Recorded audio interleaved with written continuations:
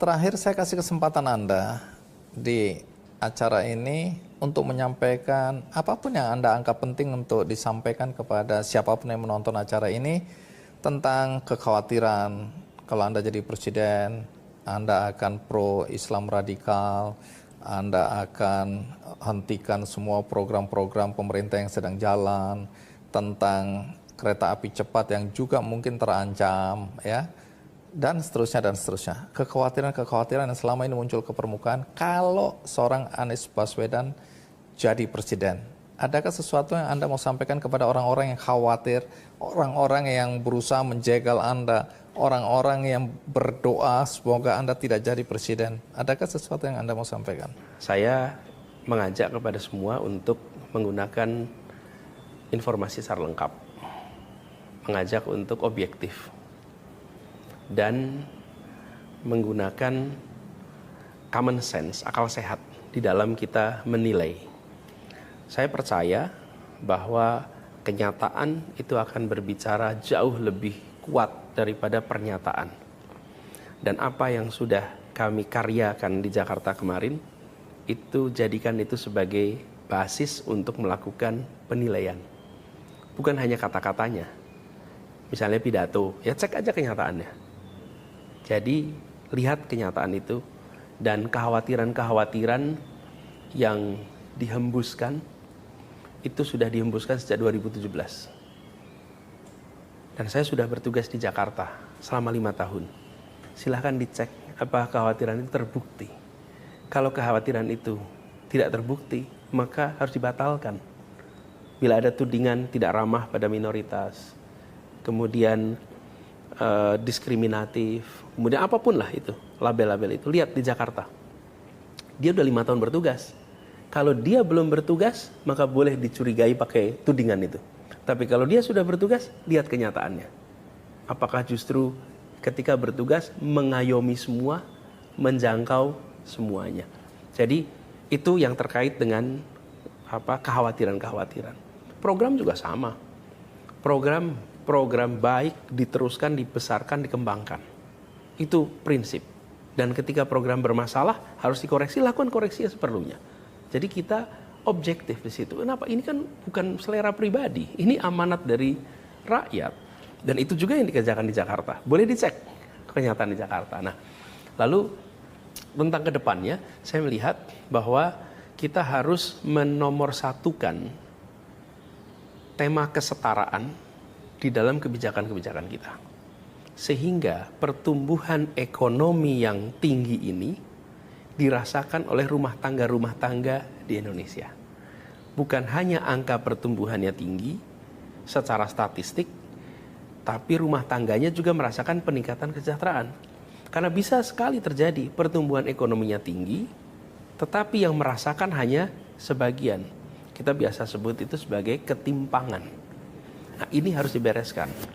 Di situ ada masalah kemiskinan, kesulitan keluarga-keluarga untuk bisa memenuhi kebutuhan hidupnya. 2 hal, 1 biaya hidupnya yang tinggi, 2 pemasukannya yang kecil. Dan ini yang harus menjadi perhatian kita. Jadi masalah kemiskinan, lapangan pekerjaan, biaya hidup, itu yang akan menjadi fokus sangat serius. Seperti juga kemarin ketika di Jakarta.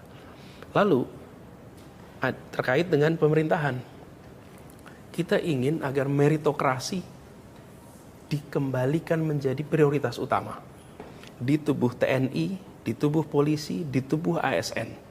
Meritokrasi kembali.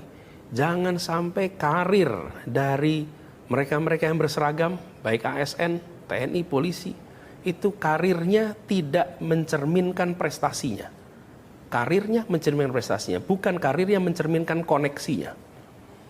Kenapa? Supaya negara bisa deliver yang terbaik bagi rakyat. Yang pertahanan, yang keamanan, keamanan kepolisian, law enforcement, sama yang pelayanan ASN. Ketika prestasi berakhir pada karir, maka yang terbaik akan mendapatkan kesempatan.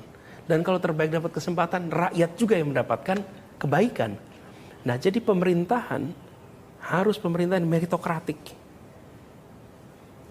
Dan ini juga membuat kita-kita yang nanti melihat pemimpin-pemimpin, pemimpin ASN, pemimpin polisi, pemimpin TNI adalah komandan-komandan, kepala-kepala yang memang melalui jalur meritokrasi. Nah, dengan seperti itu, bangsa kita akan berdiri tegak melihat, iya, di Republik ini masalah ketimpangan kita selesaikan, kesejahteraan kita tingkatkan, negaranya berjalan dengan pemerintahan meritokratik, lalu demokrasinya dihormati, kebebasan berpendapat dilindungi, pemerintahan aturan main pemilu tidak digonta-ganti, memberikan kepastian itu. Apa yang terjadi? Kita akan merasakan bahwa Republik ini dalam suasana yang sehat, suasana yang baik. Itu salah satu. Masih banyak lagi, Bang. Tentu waktunya nggak mungkin untuk jelasin semuanya. Tapi sebagai gambaran kita awal. bisa bertemu lagi, karena dosa-dosa Anda masih banyak. Sehingga satu hari kelak, saya berharap kita bisa ngobrol lagi untuk menjelaskan banyak hal yang sampai hari ini masih terus beredar di masyarakat tentang Anda. Baik, sekali lagi terima kasih Mas Anies. Saya menghargai betul waktu Anda. Terus kemudian kedatangan Anda di acara ini karena banyak sekali orang yang tidak percaya lagi-lagi bahwa Anda berani tampil di Kick Andy Double Check. Itu dia wawancara saya dengan Anies Baswedan mengenai berbagai isu. Tentu tidak akan cukup waktu karena banyak sekali informasi, rumors, isu yang beredar di masyarakat yang memang harus dikonfirmasi. Tapi setidaknya hari ini kita sudah mendengarkan penjelasan. Apapun penjelasan Anda boleh percaya boleh tidak, tapi sudah dikonfirmasi.